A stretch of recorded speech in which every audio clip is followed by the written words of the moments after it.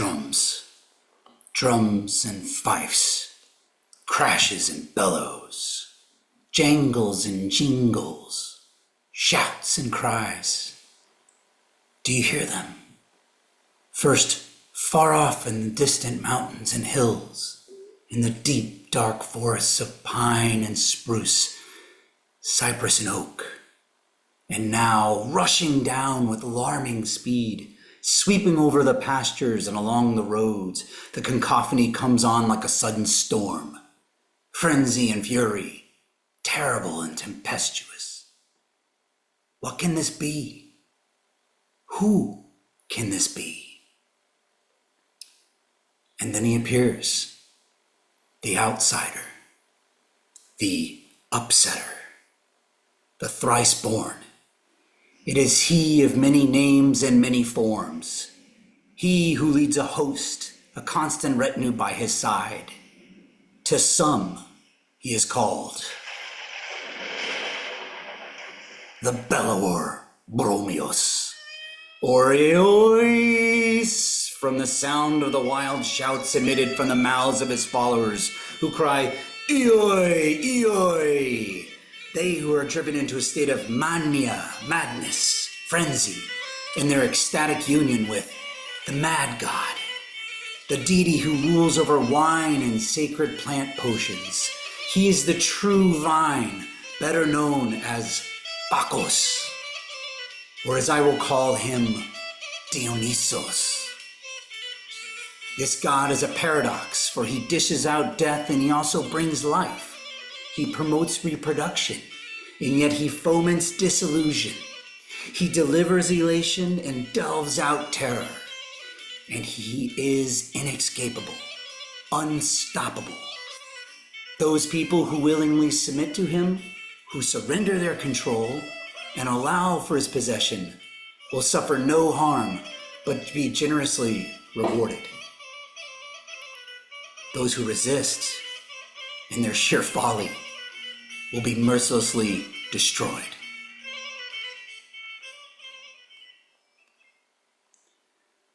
When Dionysos approached the seven-gated city of Thebes, the women of the city felt in their bones and their bosoms an irrepressible yearning, a yearning to stretch their limbs until their joints popped, to open their mouths wide and let forth an unbridled scream, to stamp their feet rhythmically in the dust, to rip off their clothes and run naked through the woods, to break open, to unleash, to rupture. The head priest of Thebes understood this tidal wave could not be held back. It would be sheer folly to suppress such an irresistible divine force. To defy Dionysos would be to incur his terrible wrath. So he ordained a feast day and declared that servant girls must be excused from work, and with their mistresses must swathe their chests in animal skins, and let down their braided hair, and garland their heads with ivy and wild flowers. And so the women, old and young alike, poured out of their homes, casting away the wool of their looms, abandoning their chores and the cooking pots over the fires. Up the roads and across the pastures and into the hills and forested mountainsides, the women fled into the wilderness, and there they encountered Dionysos' entourage, the Minyades, the god-intoxicated women celebrants who dance and rave with backs bent and heads twisted up to the sky, entranced. They, like a pack of hounds on a wild hunt, were clad in animal skins of predators, and they carried the thyrsos, the wand made of a fennel stalk, bewrapped in ivy, topped with either a bunch of grapes or a pineal gland-like pine cone. They strike the rocks with the thyrsos, and water gushes forth. They lower the thyrsos to the earth, and a spring of wine bubbles up. They want milk, and they scratch the ground with their fingers and slurp it up. And golden drops of honey trickle down from the tops of the trossos. They gird themselves with snakes and let fawns and wolf cubs suckle at their breasts. Fire does not burn them. No weapon of iron can wound them. Snakes harmlessly lick up the sweat from their heated cheeks. Fierce bulls fall to the ground at their trampling feet and are torn to pieces by their clawing hands. Sturdy trees are torn up by the roots with their combined efforts. But the Minyades aren't alone. They are accompanied by a gang of satyrs, the wild and rude male nature spirits, long-bearded, pug-nosed, ears and tails like that of a stallion, and a huge, erect male member, also not unlike that of a stallion. Their uncontrollable lust of life overflows in their love of drinking wine and playing music and drinking and dancing and chasing after the Minyades. And the satyrs and the Minyades alike were continually and communally in their state of antheioi, in goddedness with Dionysos. And now the women of Thebes learned the Bacchic mysteries and enacted the Bacchic rites. In revelry and in rapture, they hunted wild game and drank deeply from the cornucopia of wine, and sung in chorus and shouted, "Oi, oi!" while they played the drums and cymbals and danced rhythmically all through the night by the light of bonfires. In frenetic orgies of release and catharsis, they tore apart with their bare hands the living deer and hares and other wild game. Dionysos Lucios, the looser, the deliverer, had obliterated them, and in so doing liberated and healed them. Not through sanguine soothes or sterile solutions of the deductive doctors, not through discursive thought and rational analysis of radical philosophers. No, Dionysos tears apart, rips asunder, breaks open, ruptures. The women had experienced sparagmos for themselves. Dismembered, they could then be remembered and conjoined with the divine itself. A primal movement, a necessary dispersal, a death followed by a rebirth, just as Dionysos had died, had been torn to pieces himself and burnt to ashes himself, only to be resurrected again. But not all of the women of Boeotia answered the call. There were 3 sisters, the Minyades, the daughters of King Minyas, founder of Orchomenos. They were repulsed when they learned of the tales of wild abandon. The daughters berated the liberated women for abandoning their husbands and household duties. Dionysos had ripped the women and girls away from wifely decency and societal roles of sex and gender and class. He flipped the social order on its head. So the Minyades stayed indoors, fixed at their looms, spinning away. Better to continue usefully toiling, being productive, as Athena, goddess of craft and looming, would have it. Better to remain dignified, upright, restrained. And so they continued working and distracted themselves with idle banter. Upon learning of their scorn and disregard, Dionysos decided to offer them a chance to join with him in his rites. And he visited the sisters in the guise of a young maiden.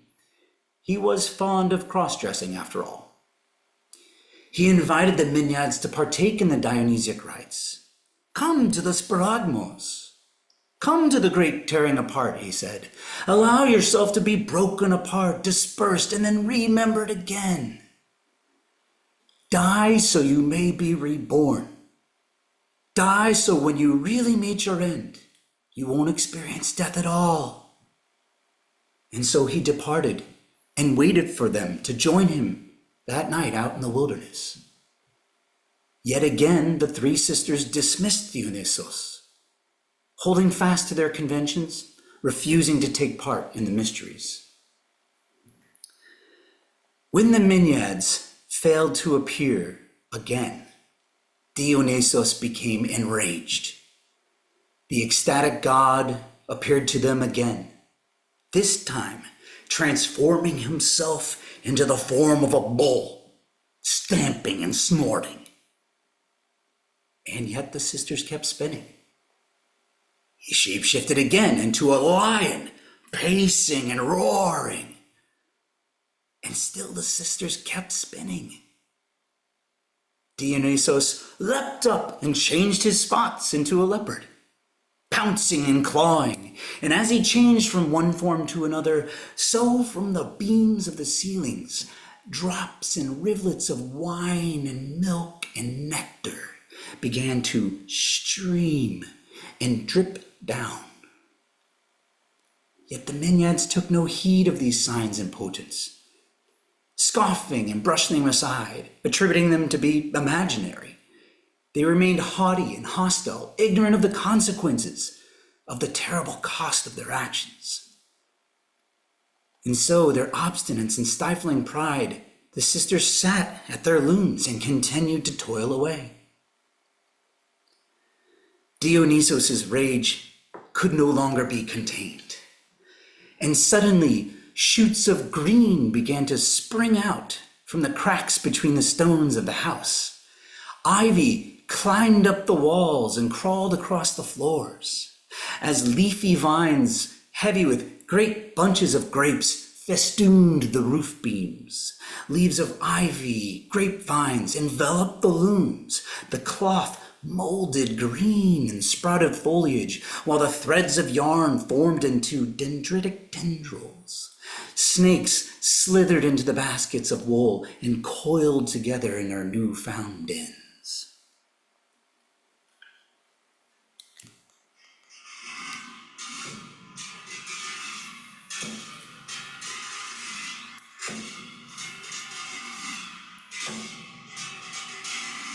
The sound of banging of invisible drums and crashing cymbals, shrilling flutes and blaring horns and jingling brass now filled their ears.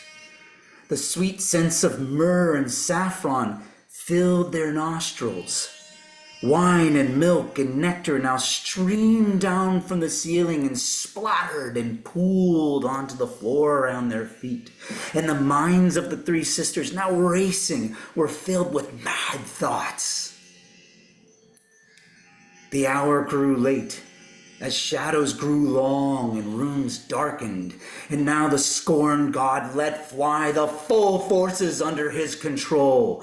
The walls of the house began to shake, and the tile floors to quake, and from the dirt courtyard clouds of dust arose. The oil lamps suspended on their chains began to sway to and fro, and the flares and flames shot up, and all the rooms were bright with flashing crimson fires. Threatening shadows raced across the room, and phantom forms of savage beasts of prey howled around. Heavy smoke filled the air as the sisters, their minds now shattered, groveled and cowered under the tables.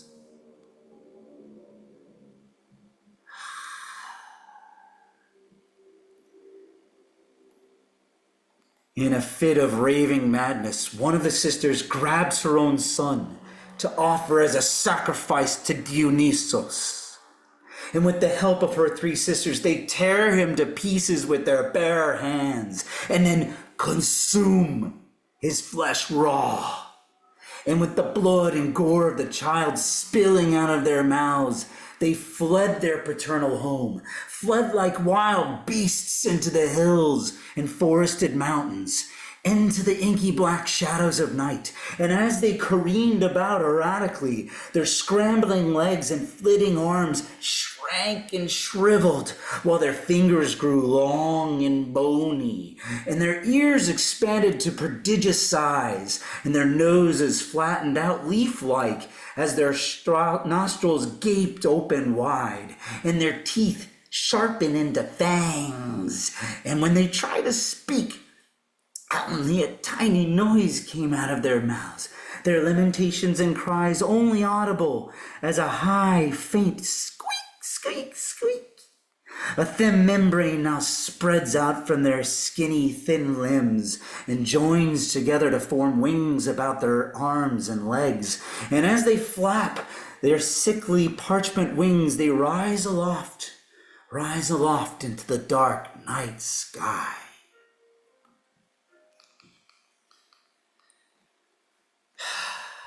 And so they remain to this very day, nocturnal creatures of the night, flittingly, erratically about, loathing the light of day and forever haunting the shadows of leafy boughs in the dark corners of the barns and outbuildings. They who resisted the mad call, the ecstatic tearing apart, and the rapturous rejoining to Dionysos.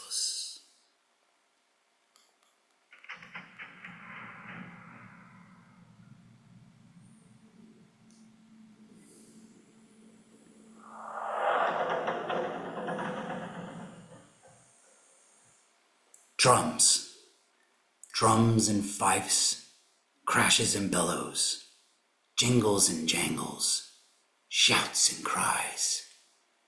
Can you hear them?